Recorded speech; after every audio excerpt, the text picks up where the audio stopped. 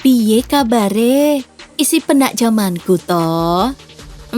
Udah lebih dari 20 tahun sejak beliau meletakkan tahtanya sebagai pemimpin tertinggi di Republik Indonesia. Namun tampaknya masih banyak pihak-pihak yang gagal move on dari kepemimpinan 3 dekade lebih Presiden Soeharto. Sekian orang presiden setelahnya pasti pernah menjumpai gimana rasanya dibanding-bandingin sama beliau. Namun, menjelang kontestasi demokrasi sebentar lagi, ada yang bilang kalau gaya kepemimpinan Soeharto kini diwarisi oleh Prabowo Subianto. Prabowo dan Soeharto sama-sama mempunyai karir militer yang cemerlang. Soeharto memiliki rekam jejak militer yang memuaskan dan segudang prestasi militer yang cukup menonjol. Soeharto adalah komandan lapangan serangan umum yang terjadi pada 1 Maret 1949. Dia memimpin TNI masuk ke kota Yogyakarta yang dikuasai oleh Belanda.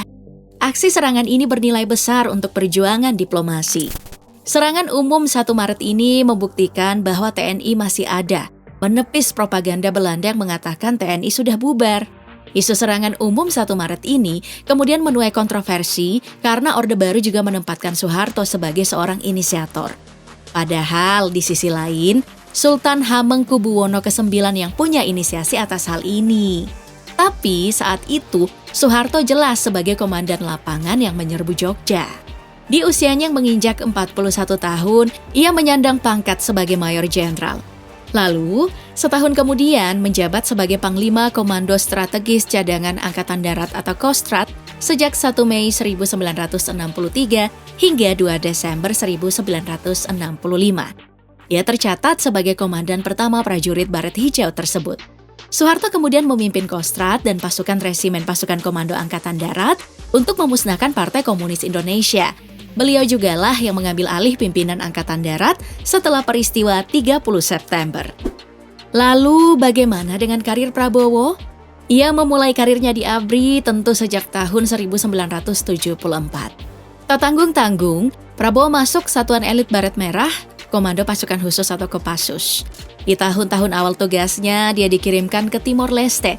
Tak berhenti sampai di situ, dirinya kemudian menjadi Wakil Komandan Batalion Infanteri Lintas Udara 328 di Jawa Barat pada tahun 1985 hingga tahun 1987. Kemudian ia naik jabatan menjadi Komandan Batalion tahun 1987 sampai 1991. Dari 1991 hingga 1993, Prabowo menjabat sebagai Kepala Staf Brigade Infanteri Lintas Udara 17 Kostrad. Namanya melambung tinggi tatkala posisinya sebagai Komandan Kopassus memimpin Kostrad 20 Maret di tahun 1998 hingga 22 Mei 1998. Hanya 2 bulan Prabowo menempati posisi elit ini. Menjelang lengsernya era kekuasaan Soeharto, di bulan Maret 1998, Prabowo memegang lagi pasukan yang jumlahnya lebih besar dari Kopassus.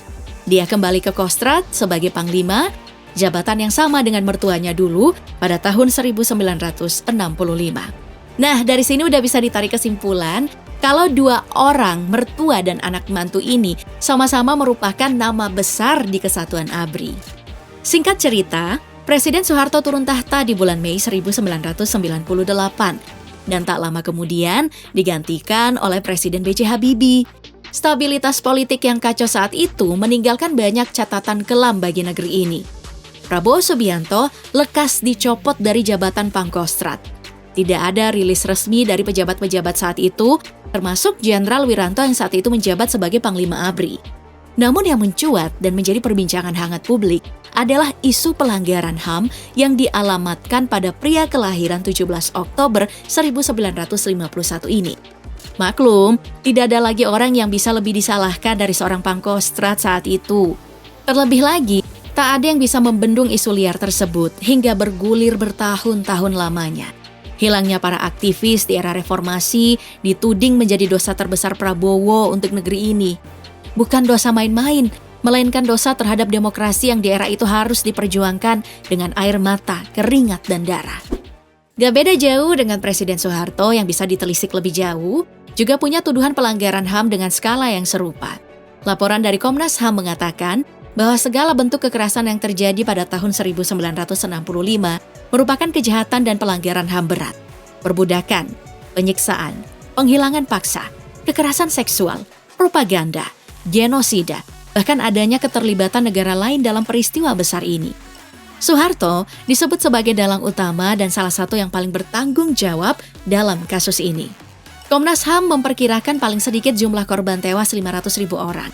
Sisanya ditahan tanpa diadili dan mengalami kekerasan tanpa ampun. Selain itu, Komnas HAM mencatat kasus penembak misterius di era Soeharto sebagai pelanggaran HAM berat. Penembak misterius selanjutnya disebut Petrus, menjadi senjata Soeharto untuk mengakhiri nasib para preman yang meresahkan warga sekitar. Gimana? Mirip kan saat Prabowo dituduh menjadi dalang di balik penghilangan paksa aktivis 98? Prabowo diduga ikut terlibat dalam kasus Tim Mawar yang terjadi 2 bulan sebelum Orde Baru berakhir pada tahun 1998. Kasus Tim Mawar sendiri adalah tim khusus yang dibentuk untuk menculik aktivis mahasiswa pro-reformasi. Dugaan Prabowo terlibat dengan Tim Mawar dibeberkan oleh mantan aktivis yang pernah menjadi korban penculikan. Tuduhan ini pun bukan sekadar omong kosong.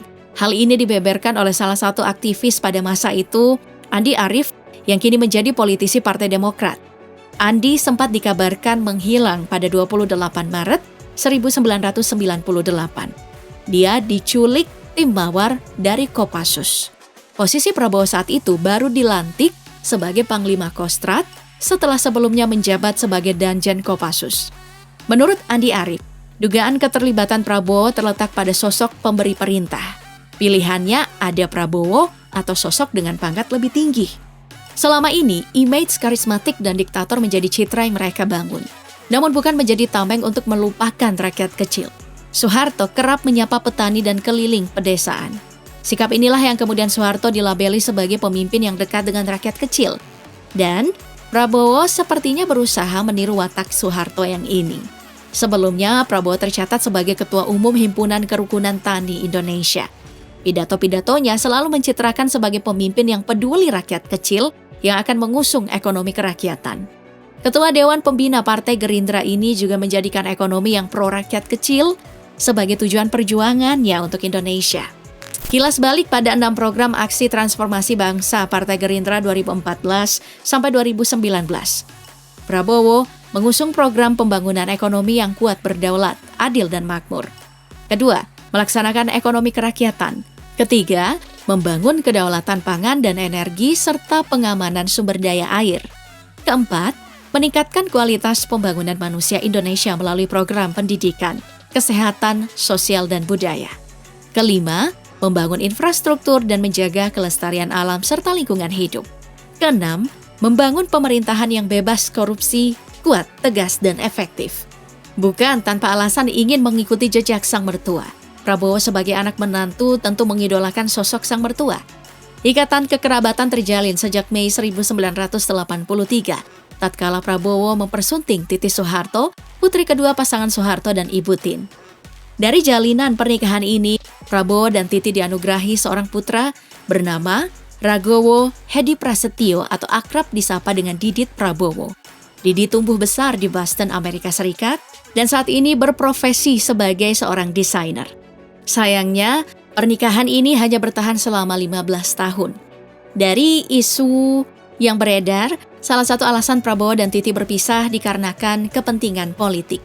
Keluarga cendana geram dan kecewa karena menganggap Prabowo melakukan pembiaran ribuan mahasiswa menduduki gedung MPR-DPR. Mereka curiga bahwa hal itu disengaja, bahkan sebagai bagian dari konspirasi untuk menjatuhkan Soeharto. Sejak saat itu, Prabowo Subianto dituding mengkhianati sang mertua, Soeharto.